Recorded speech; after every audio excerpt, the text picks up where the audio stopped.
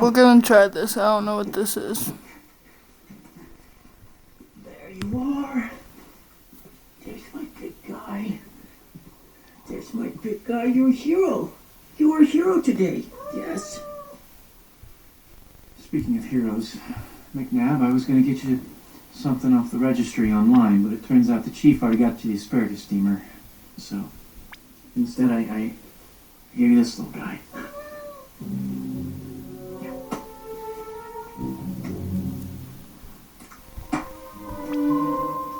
If you take him in the car, he likes to ride up front. Shotgun.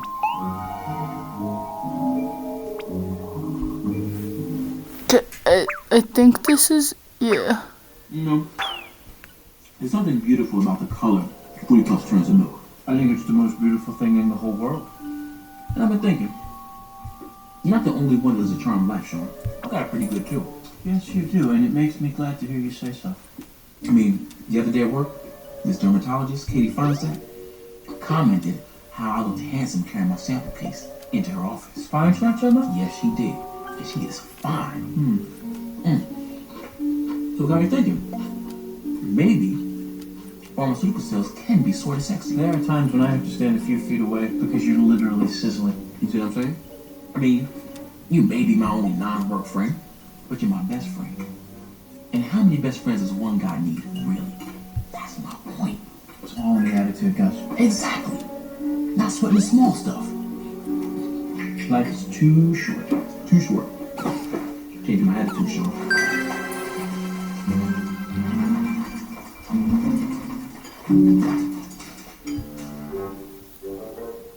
Where the hell is my prize? Where's my ring, Sean? Easy now. No. I've timed the bulls out perfectly, Sean. Me, then you, then me, then you, then I get the prize. What happened to not sweating the small stuff? Life's too short, all that. Did you open the bottom of the box? Why would I do something like that? That's my ring. You know I would kill for that ring, don't you? You're upsetting me. You just changed my mood from an orangey yellow to a muddy brown. You need to say something sweet. Quick.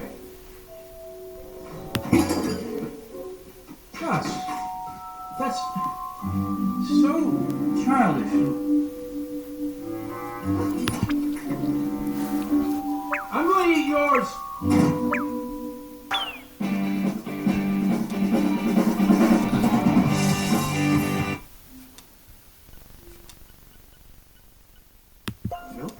You got a rumble in your tumble that you don't want to address. I don't know.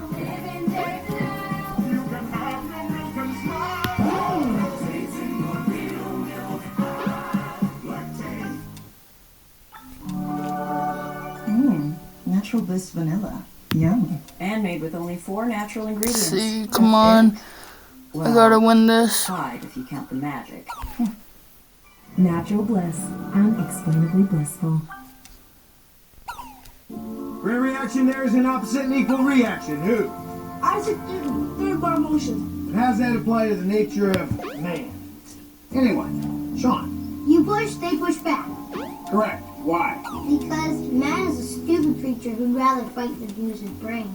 And what idiot said that? You did. The name of the game is survival. Sports fans, in order to survive, you've got to fight. And if you fight, you better damn well win. Because if you don't win, and you don't use your brain, then what happens? Gus.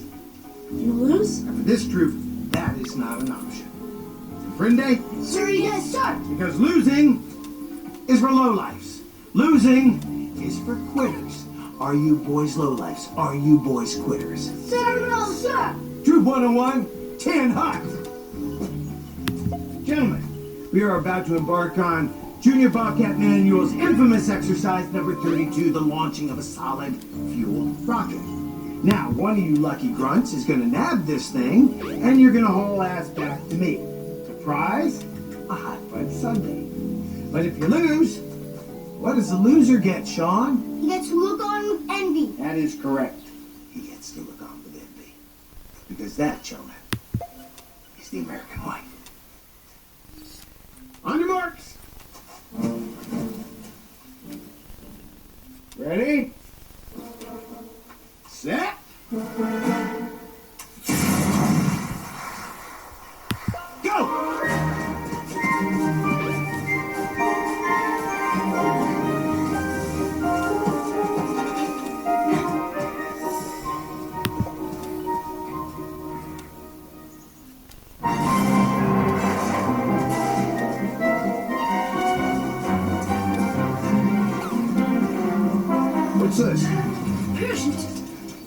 I sent you after a rocket. Sean, where's my rocket? I thought he had it.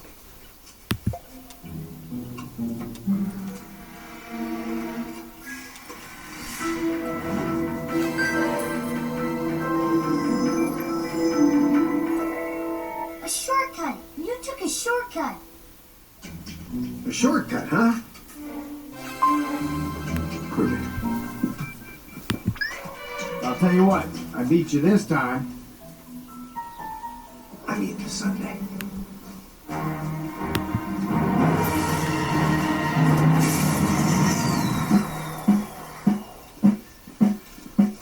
Ooh, just in time. What? The annual Civil War Reenactors Meltdown. The event isn't until next weekend. Yeah, but this is the best part, the rehearsal. This is what they should charge for. One battle line! Prepare mustards! Is that Lassiter? Yes, it is.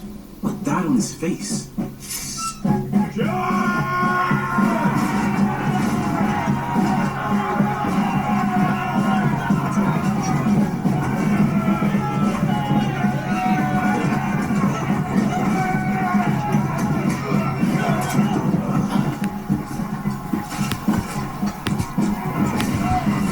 We're gonna try this.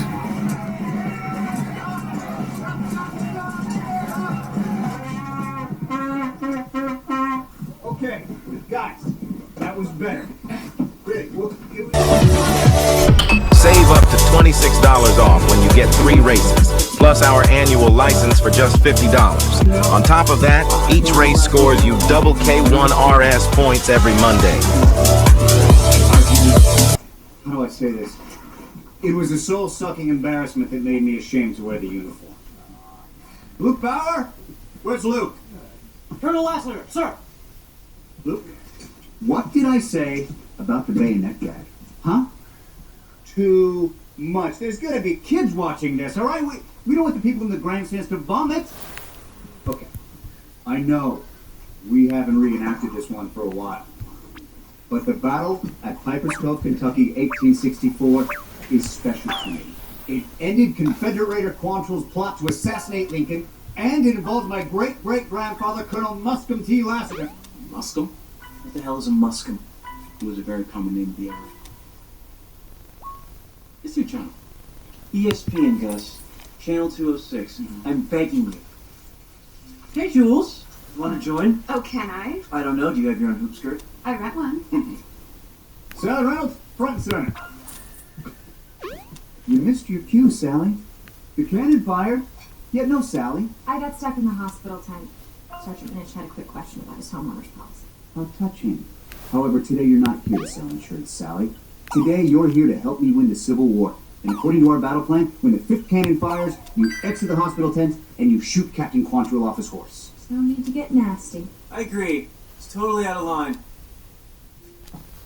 Sorry, I didn't think you could hear that. Sally. Sweet Sally. If you do not point your gun at Captain Quantrill and fire at the prescribed moment, the audience will not be able to make heads nor tails of what we're doing, and it will appear as if the evil Captain Quantrill, now being portrayed by our horrifyingly method-acting Nelson Poe, who happened to roll way off his mark, by the way, fell off his horse and is lying here for no apparent reason at all. Get up, Nelson. Nelson, I swear to God, if you're sleeping through rehearsal again, get up!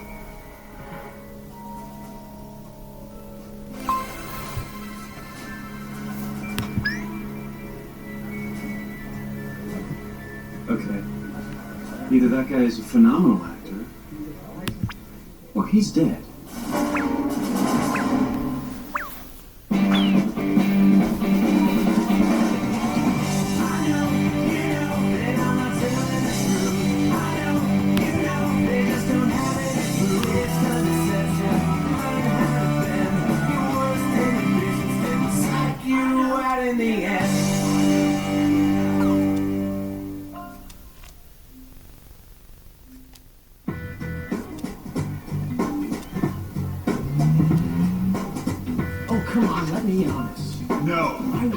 there, inexplicably drawn to the scene. I was meant to solve this case. It's sort of like a miracle. You've been out there every weekend we've rehearsed, and don't think I didn't see you trying to throw M&Ms in the injured soldiers' mouths. Okay, first of all, those were Skittles, and they have a rainbow of flavors. The answer is still no. Beat it.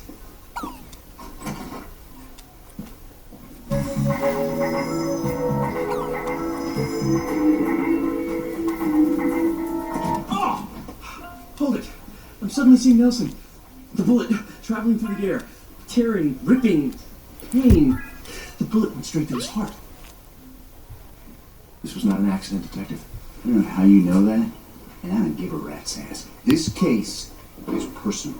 One of my soldiers was killed on my watch, and I, not you, am going to clean it up. We clear? I wouldn't have gone with something as traditional as we clear. You could have gone foreign, right? Comprende, capiche. Could have had a little fun with it. You dig my gist, sweet pants? These are just suggestions. And to you, the Central Reenactment Committee, I say as of today, the event next weekend is still on, pending an investigation. Now, most of you should we find any evidence that this was not an accident and do not make an arrest, we will reevaluate at that time.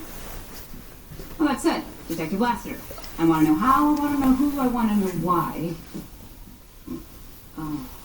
Oh, it's kind of hard to get off. It takes a long time to unstick the glue. Right. Oh, yeah.